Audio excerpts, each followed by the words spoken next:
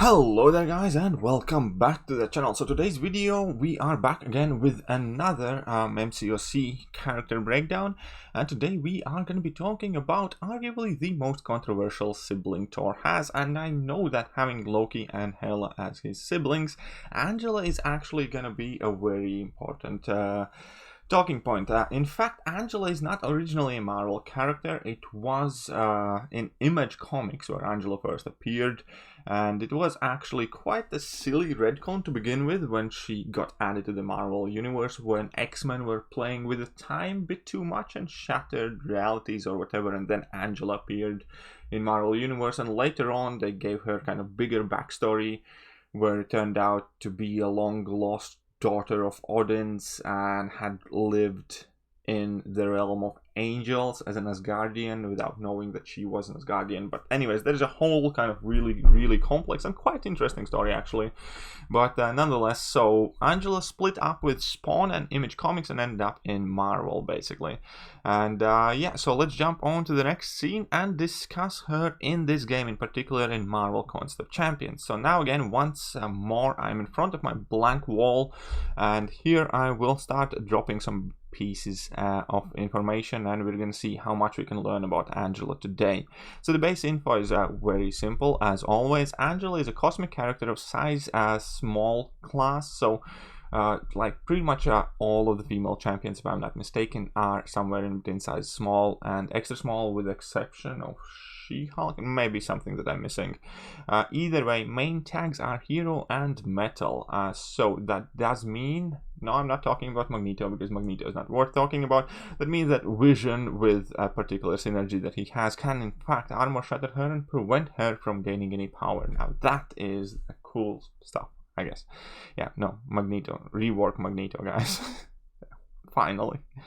Anyways, let's move on to the main talking points. So damage and overall damage output is quite alright. It's nothing out of this world, but she can hit quite hard, especially combined with Suicide Masteries, which she can handle like a champ, because her passive regeneration abilities can off-put a lot of damage and even let you net a positive outcome of using Suicide Masteries over time, if you let the fight go for long enough. So there you go. Angela can sport Suicide Masteries like a boss, and that significantly can help her damage output. Now, delivery method is actually very basic. She, for whatever reason, even though she's wielding a big ass sword and then throws axes or whatever at opponent, cannot inflict bleed or any other kind of debuffs on opponent. Literally all of her damage comes through basic attacks and fury buffs and precision buffs and whatever else she can gain. She doesn't have access to anything out of this world. She's kind of like very stable damage output, and arguably one of the biggest downsides of Angela in general is that her special attacks are just utterly worthless and largely used just to dump power in order to fuel her abilities, and that enables her to gain powers and buffs and stuff. So yeah, Angela is a champion that seems to be missing something. She's not a bad champion, but definitely she's not very versatile or overall exciting champion to play, because her basic game style is very basic. Oh, that is a stupid ass sentence. I can do better than that. Her playstyle seems to be very basic. There is no kind of like burst damage output, neither access to any debuffs. It's just literally you beating opponents down with a stick that's disguised as a sword. There, that's better. Now, as opponent, she's one of the most simple opponents in the game to begin with, and she doesn't have any real defensive capability at any level of this game, outside of maybe when she gets jacked up with some really tricky nodes. But her level 1 is simply to get out of the range from. She doesn't have a weight, auto block, miss mechanics, none of that stuff. She's very kind of like vanilla defender. Her level 2 does throw a projectile at you that's relatively easy to time. Level 1 is obviously by far the easiest special to bait around. And yeah, there is not much to Angela as a defender overall in the game, so do not get worried about her. Additionally, she sports a lot of buffs which can trigger Mystic Dispersion. Now, she does have slight protection against nullify effects, but it still isn't guaranteed, and if you use stuff like Fate Seal or Stagger, then you're still gonna be doing just fine and feeding your Mystic Dispersion, and Mystic Champions are gonna have a fantastic launch from fight against Angela. Now, her most notable utilities, as I mentioned before, thanks to her regen mechanic, she is quite decent champion to be run with Suicide Masteries, and definitely benefits from increased damage output there, and also extra ability to regen for longer fights. Now, she has access to armor ups below level 1, fury buff in between 1 to 2 bars of power, and precision buffs in between 2 to 3 bars of power. So the simple fact that whenever she's low at power, she will 100% have armor buffs active on her basically means that she is quite an excellent havoc counter. So that is one of her more notable uses. Overall, if you do not have many good havoc counters, she can do some work for you in questing content. Still, I wouldn't bring her in like Alliance War and stuff like that against havocs, but hey.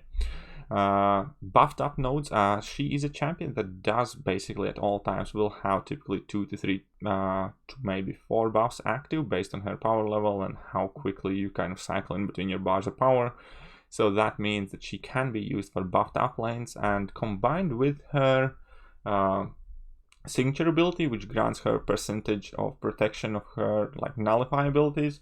So that also can mean that she's an option, not the greatest option, but if she is high signature level, she can be used as an option against 616 Symbiote Supreme on buffed up lane, which is a fairly tricky fight for many younger players who are trying to kind of like begin to explore Act 6. Now, all of that being said, let's talk about her notable use. Unfortunately, when it comes to actual end tier metagame and when it comes to clearing variant content and Act 6, she pretty much never gets used outside of her synergies with Hela and Heimdall. Now, both of those synergies are extremely potent, and effectively with Heimdall, she can grant any champion access to a Fury buff, and that is quite significant, largely due to a node called Caustic Temper, where basically you deal 10% of your original damage output unless you have an active Fury buff. And we all, or at least most of us, have heard by now how awful is Mr. Sinister in 6.2, and Heimdall plus Angela / Hela synergy provides basically the mandatory answer to be able to solo that guy. I know there are a couple of other ways to solo him, but Heimdall and Angela / or Hela synergy basically will do wonders for that fight and quite many others when it comes to dealing with Caustic Temper. Now, obviously, Heimdall's another useful champion to have on your team for synergies, the cheat death mechanics, so they typically kind of go together. And additionally, there's another kind of like cheat death mechanic that Hela's synergy with Angela activate, and basically for every knocked out champion in your team, you have 20% chance to cheat death and regenerate 20% of your health. Plus 20% base chance. So basically, if you're questing with 4 knocked out champions and you're one kind of like chosen character, then you will 100% guaranteed have access to cheat death mechanic and heal up 20%. And that is extremely valuable, especially largely used in metagame with the Thing, and that is pretty much the key strategy which allows you to cheese so many quests using Thing and champion synergies, splash in some Hela, Angela, Heimdall, and he's pretty much good to go there. So that's quite important now when she even might not be the forefront runner of those synergy teams and quite often requires her to be killed off. She still has a meaningful use in endgame when it comes to kind of clearing a lot of content and giving you access to some very interesting tactics and strategies. So she might not be the most useful champion in the world, but she definitely has her uses at any stage of the game. And now, when additional notable synergies would be that synergy with Mr. Fantastic also triggers it affects all skill and cosmic champions. Let's all skill and cosmic champions extend the duration of their buffs, which is kind of helpful. Synergies with Morningstar, Aegon, and Gamora effectively do similar thing. For Angela, which is let her increase the buff duration that she has access to, and with exchange basically increase her damage output. Neither of these synergies, however, are all that game breaking or game state altering. It's just kind of like a nice small benefit that you can gain and increase Angela's damage output. Main kind of like structurally important synergies that will enable you to do things that you otherwise couldn't are the ones that you want to use with Hela and Heimdall. Now, I have been relatively harsh on Angela, and I do not want to completely discredit her. Angela with her regen ability and relatively good damage output plus extremely simplistic playstyle, is actually quite a good champion to have in your roster, especially if you are a young and progressive player, because she's extremely easy to play. She has good damage output, she has good damage mitigation, and she is a quite good kind of like basic champion to get your account going and to clear quite a lot of content for you, especially since you can run her with Suicide Masteries if you have chose to invest in them. And even later on in endgame, you will be able to utilize your Angela because she will be present in quite a lot of quests thanks to her synergies with Hela or Heimdall. So all in all, she will never be like your star pupil and your shining star of your account, but more often than you realize, you will be happy that you have this champion at your disposal and you're able to use these synergies because they are extremely powerful. Now, all of those being said, it's pretty much my time to pass my verdict, I guess, on Angela, and that will simply mean that she is the wielder of the world's most useless sword. And that might be a lie, because Heimdall has even bigger sword which is just as useless. I don't get why they give these champions swords and they cannot inflict a single bleed debuff, but that's on them. My point is, when you pull Angela, you will not be screaming like a little girl because she's not your game-breaking, account-boosting champion, but you will not want to toss your phone at the wall either, because you will be able to benefit from having this champion regardless of the size of your account and roster, because quite frequently circumstances will demand you bring her in the quest even as only a synergy piece. So I think that's a fair characterization of the champion. She definitely has some minor uses for younger progressive players who are developing their account, because she's a simple beatstick with access to regen, armor buffs, fury, precision. Beyond that point, she will still have her uses as a synergy piece of a champion, and that is how you will see her like on YouTube and in videos for most part. Yeah, that is pretty much main things that sum up Angela, so I'm going to jump back to my previous scene.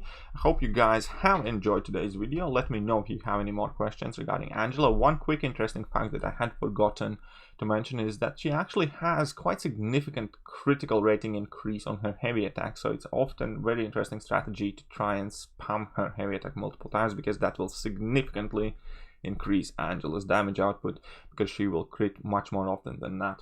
Okay, now all of that being said, I hope you guys have enjoyed today's video. If you have, hey, here's Baby Yoda for you. Who doesn't like Baby Yoda? Wait, if you don't like Baby Yoda, then this is for you. Either way, I'm done for today. Hope you guys enjoyed today's video. If you did, then, well, I'm gonna catch you guys soon. Do not forget to hit that like and subscribe. See ya.